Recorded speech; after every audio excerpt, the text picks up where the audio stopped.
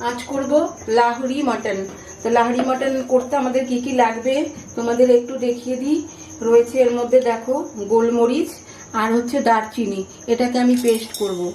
আদা, রসুন, কাঁচা লঙ্কা, রয়েছে টক দই, পেঁয়াজ, আর এখানে ফোড়নের জন্য রয়েছে তেজপাতা, দারচিনি, লবঙ্গ, এলাচ, শুকনো লঙ্কা আর হচ্ছে সাজিরে।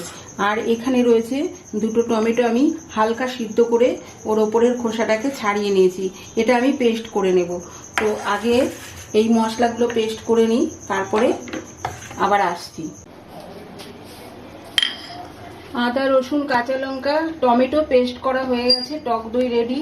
আর এখানে আমি মাটনটাকে একটু লবণ আর একটু হলুদ দিয়ে মাখিয়ে রেখেছি। আর আমি ফোড়নে যেগুলো বলেছিলাম সেগুলো আমি এর মধ্যে দিয়ে দিচ্ছি। সাজিরে, তেজপাতা, শুকনো লঙ্কা, তোমার লবঙ্গ আর এলাচ আমি এটার মধ্যে দিয়ে দিয়েছি, দারচিনি ফোড়নে। আর এখন আমি পেঁয়াজটা ভেজে নেব। একটু হলুদ দিয়ে পেঁয়াজগুলোকে আমি দিয়ে দিচ্ছি। পেঁয়াজটাকে পুরো ব্রাউন করে ভাজতে হবে। পেঁয়াজটা ভেজে আমি তোমাদেরকে আবার দেখাচ্ছি।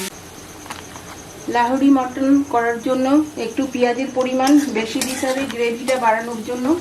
আর হচ্ছে এই মশলাটা আমি এবার দিয়ে দিলাম টক দই,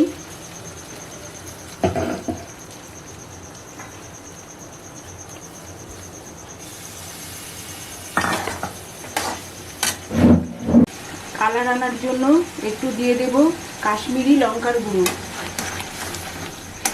মশলাটা খুব ভালো করে কষানো হলে তবেই আমি মাটনটা দেব। আমি লবণ এখনো দিইনি, যেহেতু মাটনের মধ্যেও লবণ দেওয়া রয়েছে, এই কারণে লবণটা আমি একটু পরে দেব। আমি পরিমাণ মতো লবণ দিয়ে মটনটা মাখিয়ে রেখেছিলাম। এবার মটনটা একটু হলুদ দিয়ে আর লবণ দিয়ে মাখিয়ে রেখেছি একটু কালার হওয়ার জন্য। আর মটনের থেকে যে জলটা বেরোবে জলটাকে ফেলে দিতে পারবো। এবার এটাকে একটু কষিয়ে নিই, তারপরে আমি আবার আসছি। মশলার নিজস্ব জলটা তো শুকিয়ে গেছে, তেলটা ছেড়ে এসছে। এবার আমি মটনটা দিয়ে দেব।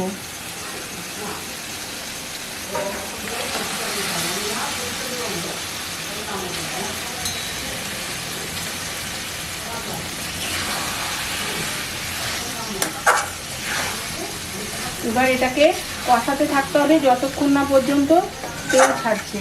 আবার আসছে একটু পরে। দেখো তেল ছেড়ে এসছে।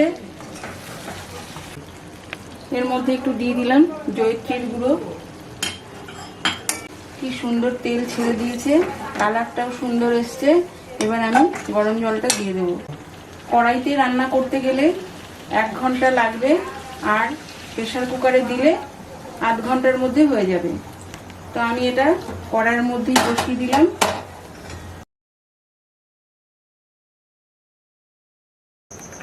এবার আমি বাদবাকি লবণটা দিয়ে দেবো। কিছুটা মাংসের মধ্যে মাখানো ছিল, এবার ঝোলে বাদবাকি লবণটা দিয়ে দিলাম।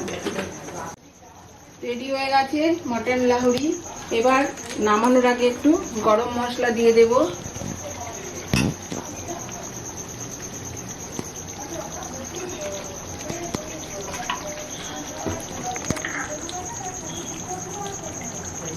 একটু ঘি দিয়ে দেব। এবার গার্নিশিং করব ধনেপাতা আর কাঁচা লঙ্কা দিয়ে।